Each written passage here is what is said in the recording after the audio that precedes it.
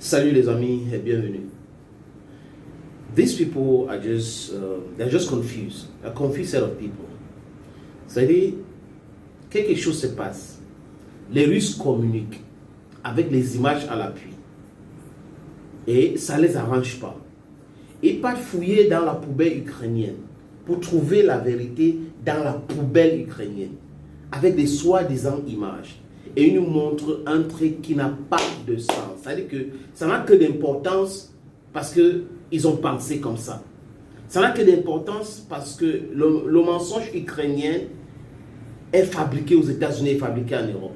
Et à chaque fois que quelqu'un qui est caché dans un bunker à Kiev dit quelque chose, on prend ça pour agent comptant. Juste parce qu'il pense que ça fait mal aux Russes.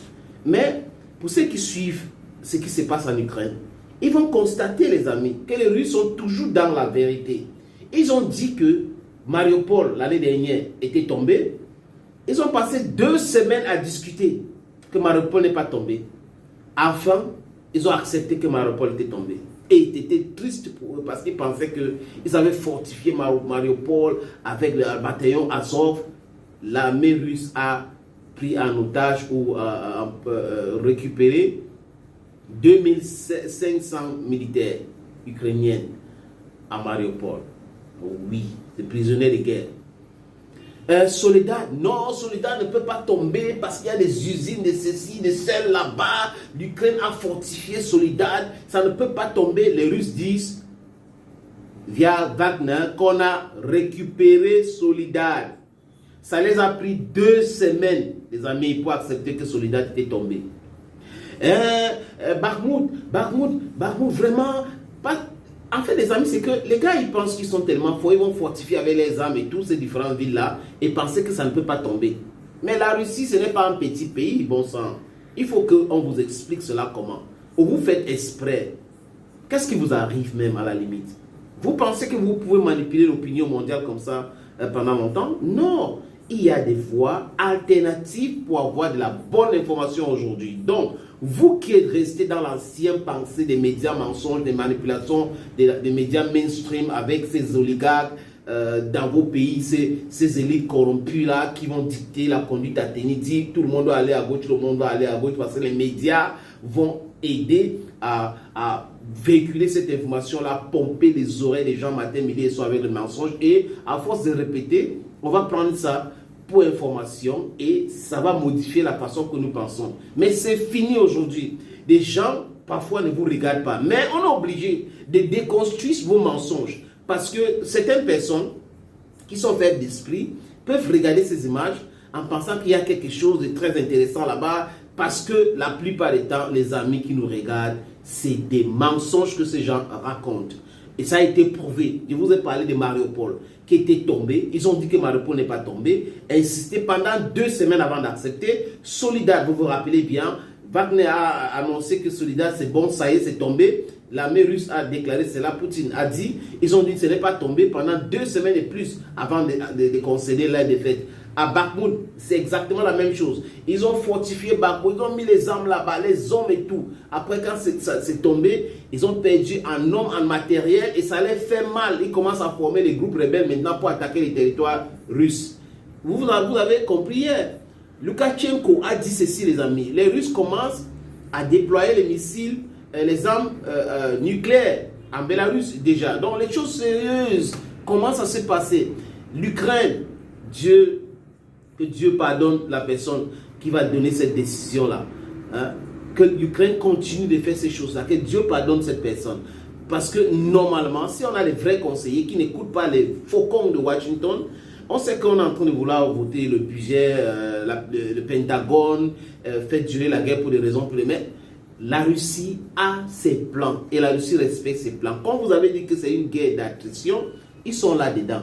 Et c'est là où ça vous fait mal. Ça vous fait mal parce que la Russie veut prolonger la guerre. La Russie veut que vous financiez cette guerre, mettre votre économie en difficulté parce que vous êtes déjà en difficulté.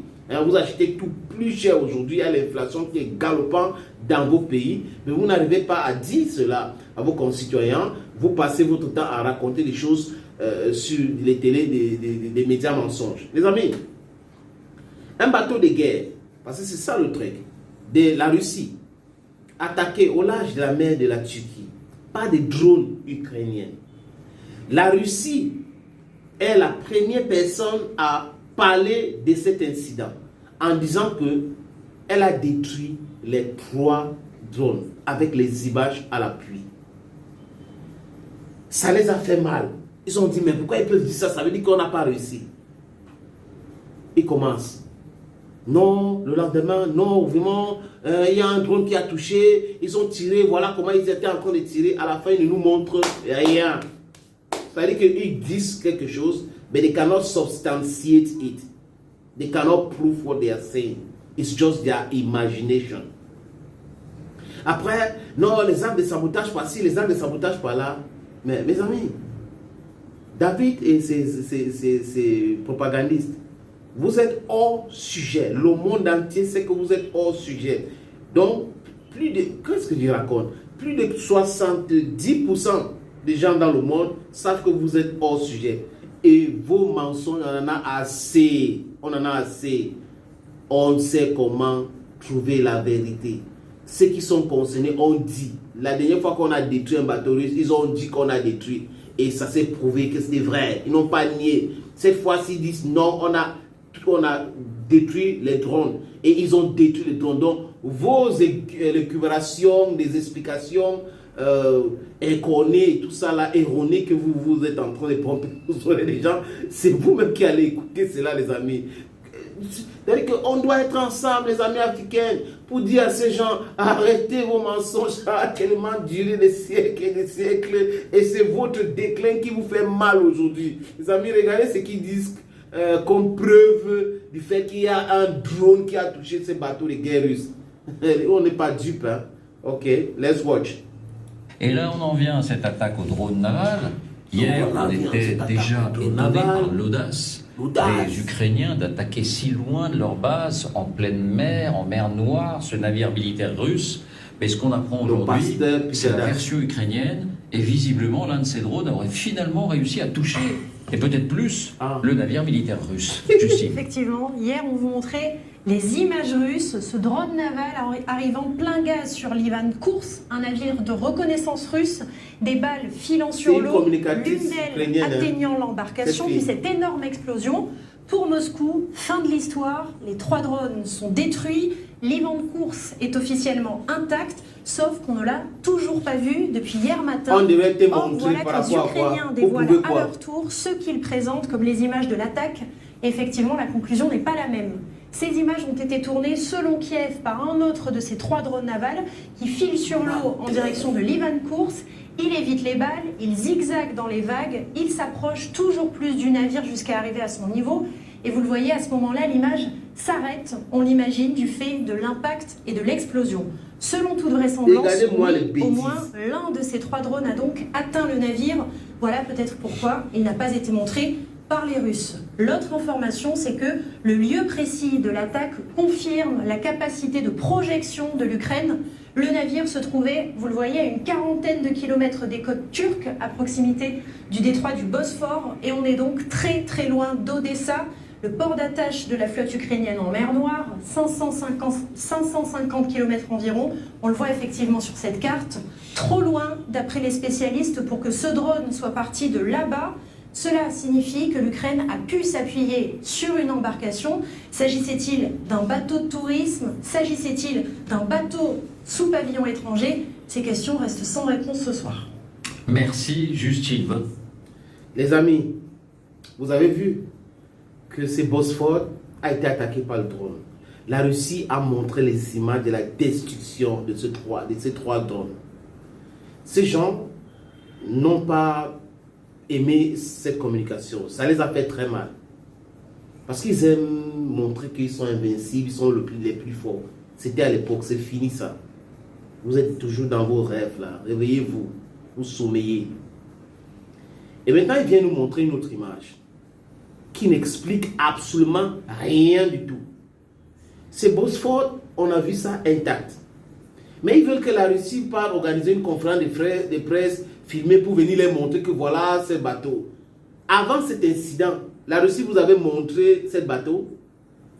Donc la Russie dit, elle dit qu'elle a détruit les drones. Et vous demandez aujourd'hui, le bateau est où? Les bateaux n'ont pas montré les bateaux. Vous-même, est-ce que vous organisez les conférences et vous montrez vos bateaux? Est-ce que c'est ce que vous faites? Vous voyez? Maintenant, vous allez voir. Quand la Russie va répliquer, ils vont dire que le bateau que la Russie a détruit, il y avait des civils dedans, il y avait même des enfants. Parce qu'ils trouvent toujours un moyen de mettre les enfants. Rappelez-vous de la guerre de Koweït-Irak, où ils ont utilisé l'enfant de l'ambassadeur de Koweït aux Nations Unies pour venir mentir que j'étais là-bas, on a fait ceci, on a fait cela. C'était les agences de communication qui ont fait cette communication-là parce qu'ils voulaient pousser le monde entier à aller attaquer Saddam Hussein. Bon, bref, c'est ce qui s'était passé. Donc, ils sont toujours dans le mensonge. Le mensonge. Comment est-ce qu'on va... We have to cook this lie. Cook it so it's like you touch the sensibility of the world. Nous, on peut bombarder des bateaux russes, on peut attaquer les bateaux russes. Mais quand les Russes vont attaquer nos bateaux, on va dire que dans ces bateaux, il y avait les femmes enceintes, il y avait les enfants dans ce bateau. Et vous allez les poser la question, les femmes et les enceintes et les enfants faisaient quoi dans le bateau? Non, c'était un bateau de tourisme. Mais pourquoi il y avait les âmes à l'intérieur? Non, on ne savait pas, il n'y avait pas les âmes et tout ça. Non, ces âmes-là ont été oubliées à l'époque, ceci. Donc c'est comme ça qu'ils procèdent. Les amis, on n'est pas dupes. Vous n'avez rien fait. Les attaques ont été repoussées ou les drones ont été détruits. Et maintenant, attendez-vous. Les Ukrainiens ou les gens qui travaillent avec l'Ukraine dans les bateaux, qu'on met les armes à l'intérieur en disant que ça porte le blé là. Attendez-vous à la réponse russe. Parce que Vladimir Poutine, c'est un dieu à cuire. Hein. C'est un dieu à cuire. La rancune, c'est un plat qui se mange froid. Donc la réponse sera vraiment russification. Qu'est-ce que vous voulez dire même? Poutinesque. Voilà. La réponse est la poutinesque, les amis. Thank you for watching this other video on this platform, ladies and gentlemen. Also, real pleasure. Thank you again. Subscribe if you can. Comment if you can. Share the video if you can. Thank you once more. God bless you. Bye-bye.